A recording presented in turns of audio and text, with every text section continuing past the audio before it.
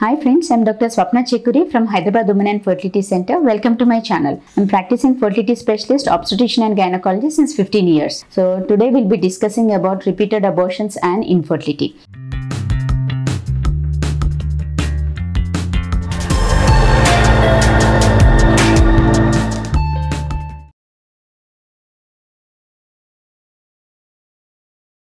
So బేసికల్ చాలా మంది అడుగుతూ ఉంటారు, అంటే మాకు ప్రెగ్నెన్సీ వస్తుంది, రిపీటెడ్గా అబార్షన్స్ అవుతున్నాయి, ఇదొక కారణమా మాకు ఇన్ఫర్టిలిటీకి అనేది చాలా మందికి ఆ డౌట్ ఉంటుంది. సో బేసికల్లీ ఏంటంటే మనకు కపుల్ వచ్చినప్పుడు, అంటే వైఫ్ అండ్ హస్బెండ్ ఇద్దరు వచ్చినప్పుడు రిపీటెడ్ అబార్షన్స్ దేనివల్ల అవుతున్నాయి అనేది ఎవాల్యుయేట్ చేసుకుంటాం. సో మనకు అంటే ఓవేరియన్ ప్రాబ్లమా లేకపోతే స్పర్మ్ ప్రాబ్లమా అనేది, అంటే మనకు ఎగ్ సైడ్ నుంచి, అంటే లేడీ సైడ్ నుంచి ఎగ్ డెవలప్మెంట్ కరెక్ట్గా ఉందా అండ్ ఎగ్ క్వాలిటీ సరిగ్గా ఉందా అనేది అది రూల్ అవుట్ చేసుకుంటాము. అండ్ హస్బెండ్ పరంగా ఏంటంటే ఈవెన్ సిమెన్ పారామీటర్స్ కూడా చాలా ఇంపార్టెంట్, ఎస్పెషల్లీ ఫార్వర్డ్ మోటిలిటీ కానీ అండ్ మార్ఫాలజీ అంటాం, అంటే మనకు వీర్యకణాలు కూడా నార్మల్ షేప్లో ఉండి దాని క్వాలిటీ బాగున్నట్టుగా. ఒకవేళ మార్ఫాలజీ తక్కువగా ఉన్నా, లేదు డిఎన్ఏ ఫ్రాగ్మెంటేషన్ ఇండెక్స్ అంటాం, సో అది ఎక్కువగా ఉన్నా కానీ ఏమవుతుందంటే మనకు వీర్యకణాల సైడ్ నుంచి కూడా ప్రాబ్లం ఉండే ఛాన్సెస్ ఉంటుంది.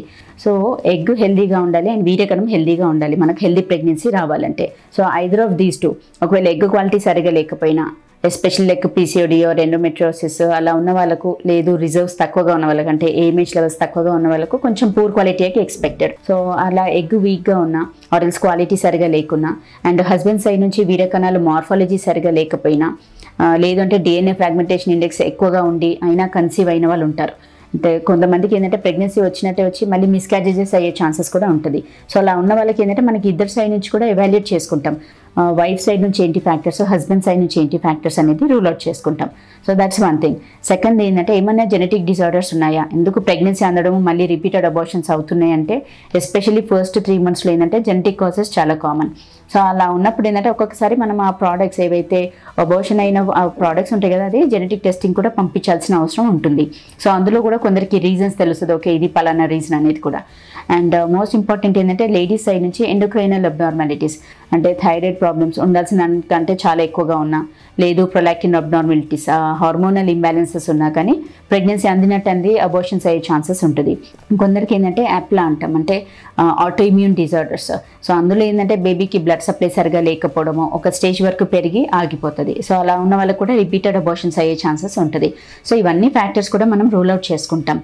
సో ఇవన్నీ ఏంటంటే మనకు లేడీస్ సైడ్ నుంచి లైక్ హార్మోనల్ ఇంబ్యాలెన్సా, ఆటోఇమ్యూన్ డిజార్డర్సా, ఎండోక్రైనల్ ప్రాబ్లమ్స్ అనేది చూసుకున్నాం. హస్బెండ్ సైడ్ నుంచి సిమెన్ అనాలిసిస్ చేసుకుని అందులో మార్ఫాలజీ అదంతా బాగుందా, అండ్ ఒక్కొక్కసారి మోర్ దెన్ 3 miscarriages అయినప్పుడు ఇద్దరిది కూడా క్యారియోటైపింగ్ చేస్తాం, అంటే మదర్ అండ్ ఫాదర్ది ఇద్దరిది క్రోమోజోమ్స్ది ఏమైనా ప్రాబ్లం ఉందా లేదా అనేది కూడా రూల్ అవుట్ చేసుకుంటాం.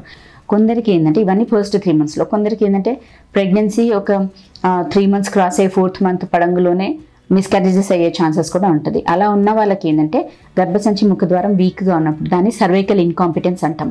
సో అలా ఉన్నప్పుడు ఏంటంటే బేబీ గ్రోత్ అంతా బాగానే ఉంటుంది, సడన్గా వాళ్ళకి ఏంటంటే ఉమినీర్ లీకేజ్ స్టార్ట్ అయిపోయి బేబీ కూడా బయటకు వచ్చేస్తారు. సో ఎస్పెషలీ 2nd trimester, అంటే 3 నెలలు దాటిన తర్వాత అబార్షన్స్ అయితే మాత్రం మనం సర్వైకల్ ఇన్కాంపిటెన్స్, అంటే గర్భసంచి ముఖద్వారం వీక్గా ఉందా అనేది చూసుకోవాలి. అలా చూసుకొని నెక్స్ట్ ప్రెగ్నెన్సీలో కంపల్సరీ స్టిచ్ చేసుకునేది ఉంటుంది. ఈవెన్ దో లెంత్ బాగున్నా కానీ కొందరికి స్టిచ్ అడ్వైస్ చేస్తాము as a prophylactic purpose. So అదొకటి. అండ్ కొందరికి ఏంటంటే యూట్రస్లోనే ప్రాబ్లం ఉంటుంది, అంటే గర్భసంచి లోపల సెప్టమ్ లైక్ అడ్డుగోడల్లాగా అలా ఉన్నప్పుడు కూడా మనకు ప్రెగ్నెన్సీ ఎక్కువ రోజులు క్యారీ ఆన్ చేయలేకపోతుంది. లేదు యూనికార్నేట్ యూట్రస్, అంటే గర్భసంచి మనకు ఉండాల్సిన షేప్లో కాకుండా సగభాగమే ఉంటుంది, కొందరికి పుట్టుకతోనే ఉంటుంది.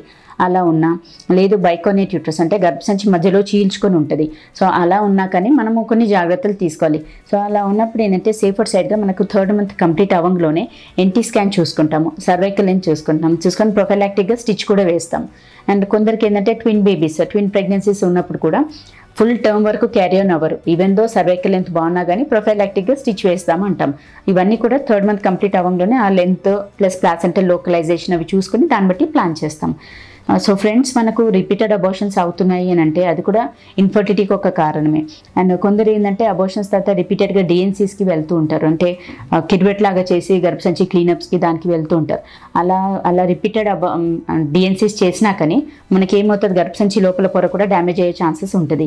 సో నెక్స్ట్ టైం ప్రెగ్నెన్సీ అనేది అందకపోవచ్చు, ఎందుకోసం అంటే లోపల లేయర్ డ్యామేజ్ అయింది అనుకోండి, మనకి ఇంప్లాంటేషన్, అంటే ఇప్పుడు ovum like egg sperm fertilise అయ్యి అది ఎంబ్రియోగా ఫామ్ అయ్యి వెళ్ళి అతుక్కోవాలంటే మన గర్భసంచి లోపల లేయర్ హెల్దీగా ఉండాలి.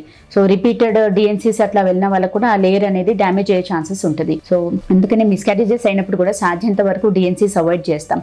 అంటిల్ అండ్ అన్లెస్ ఇంకా అది మోర్ దెన్ 9 weeks అలా ఉంటే మాత్రం డిఎన్సీకి వెళ్ళాలి.